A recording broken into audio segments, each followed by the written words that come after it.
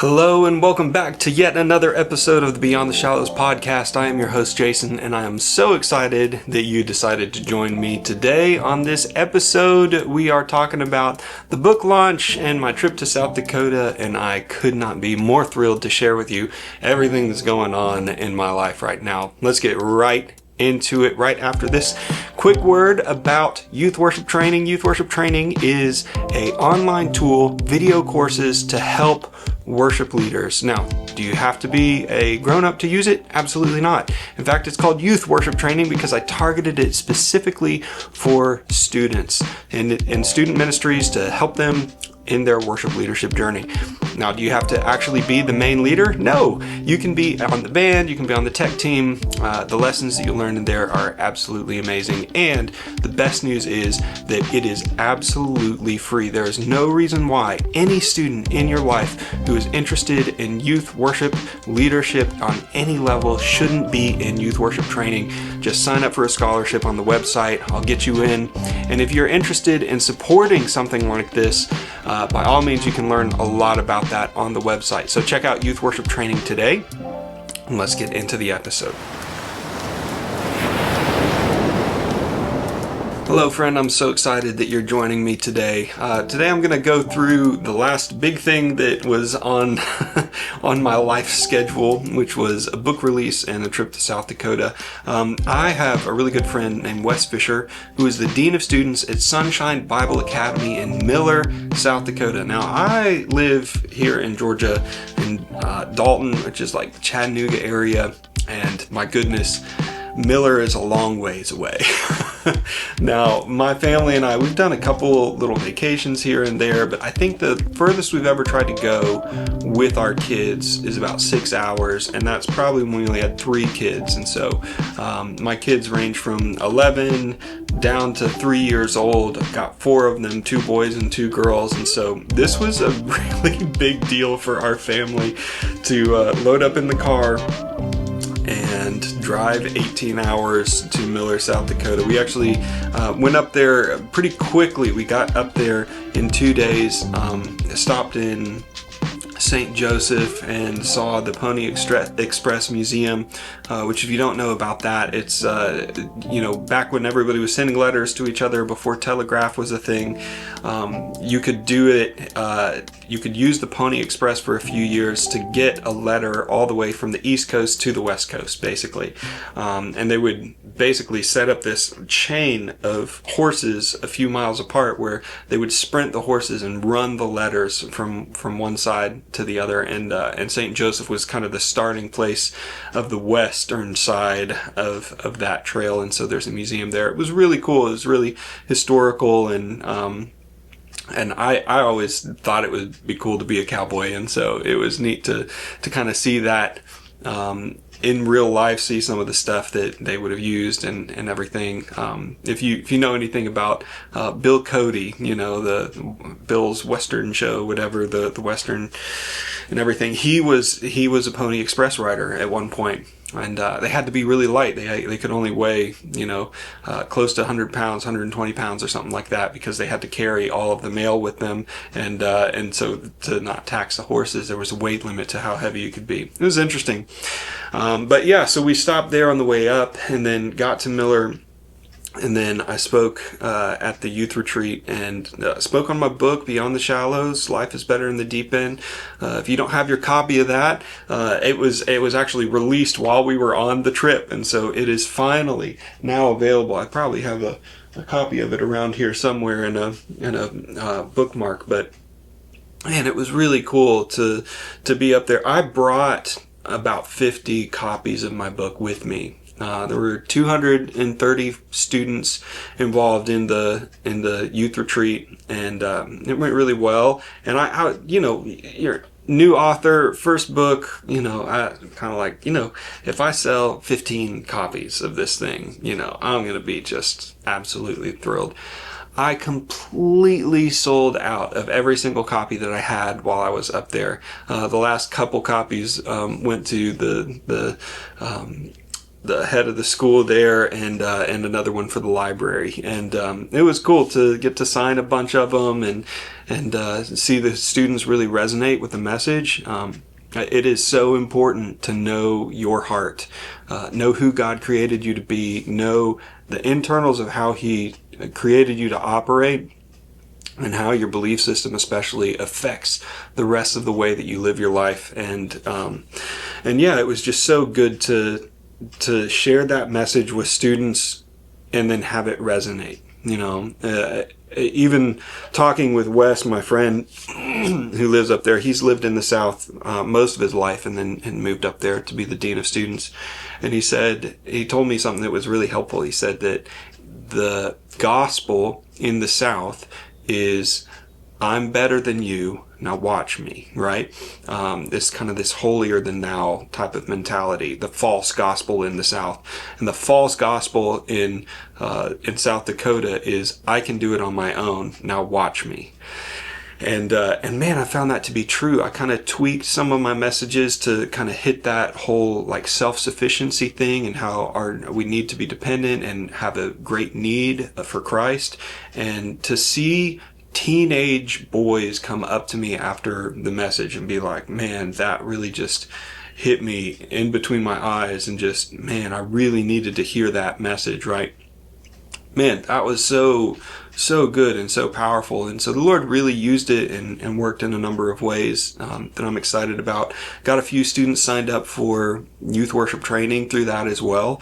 Got to do a breakout session with that. And so it was just really neat to serve the Lord through speaking and a little bit of training and through the book as well. And yeah, I'm starting to hear back from some of the students who got books, or leaders who got books, and get some feedback on my writing, and it's all been positive. And so I'm just thrilled. I'm over the moon with how that trip went from a ministry standpoint. Now, of course, if you're going to drive 18 hours to speak and tote your kids along, then you should probably go see some stuff too.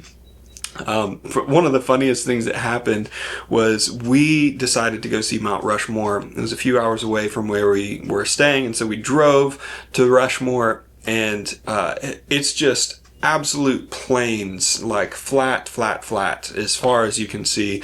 I told the students I have whatever the opposite of claustrophobia is, because I'm used to so many trees that I feel comfortable when I'm kind of boxed in, and just to see like nothing. And apparently every single tree that you see in that particular area of South Dakota where we were, it was planted by somebody. There weren't trees there beforehand, but they needed them to stop the wind from blowing, and so yeah, and like to help with the snow drifts, somehow it helps. I don't really understand it all, but yeah, so it was crazy to see just like so much plain area. But then you get kind of to the western side of South Dakota, and suddenly, all of a sudden, there's these kind of more hilly and mountain stuff. And so we started, driving through these snaky roads and everything, which is what I'm more used to and comfortable with. And of course, we didn't plan for any snow or anything like that. And so of course it rained. It's rained, freezing rain one day that turned into snow that night, and then snow for 2 other days. When we left, there was still snow on the ground. And but it was just beautiful, just pine trees covered in snow and everything. And we get up to the Mount Rushmore area. We're going on this windy road, and finally we go around a corner and we see it up ahead. We can see it up there. It's super cool. And we get into the parking lot, get the kids out of the car, and then a cloud just kind of rolls in and goes over the faces of those great men up there on Mount Rushmore, and we never see it again. And so, we got a family picture standing in front of a giant cloud at one point.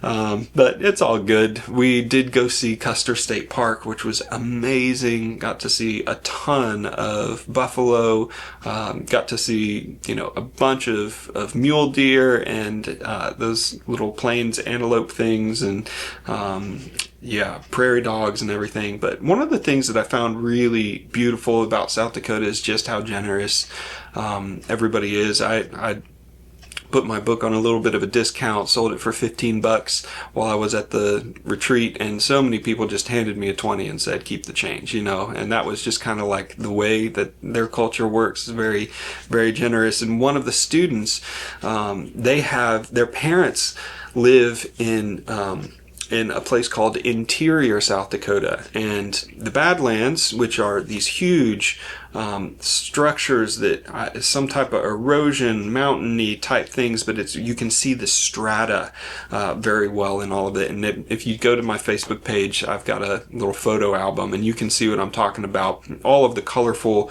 rock formations, mountainy type things. That's the Badlands, and it's just crazy because it's in the middle of these plains, and then suddenly it's just like these beautiful, geological wonders, and it's where they find a lot of fossils and stuff like that. It's super cool. But you've got the Badlands, and then so the interstate is north of the Badlands. You've got the Badlands, and then you've got this little town called Interior, and then just south of that is the White River, and then an Indian reservation below that. We actually got to stay, a student at the school, his parents own a bed and breakfast in Interior, in that little strip of private land in between the Badlands and the reservation on the White River. And that was one of the highlights of the trip for me. Totally unplanned. We were kind of just like winging it. We were planning to stay in a hotel, and instead we stayed with this wonderful family, incredible cooks, incredible hosts. And he loaded us up in his truck, and we got to see his cattle. There was every property pretty much out there has a homestead on it. From the western expansion, when people went out there, they put up their homesteads, which in most of the cases is a single room house where their entire family would live with an outhouse outside of it. And he had renovated that, and so if you want to go and stay at their homestead, you can do that. I'm pretty sure it was called Circle View Ranch is the name of their bed and breakfast, and it's in Interior, South Dakota. If you ever get a chance to go, stay with them. It's amazing. It was just such a highlight. I mean, they even had a giant turtle shell that had been fossilized. When they dug the foundation for their house, they found this fossilized turtle shell, and they had it on display with a bunch of other fossils and stuff. And so my kids were all excited about that. They had a game room that was fully stocked with all kinds of really cool stuff. But yeah, just being outside there, and our kids got to, collect the eggs from the chickens, and they had a number of animals.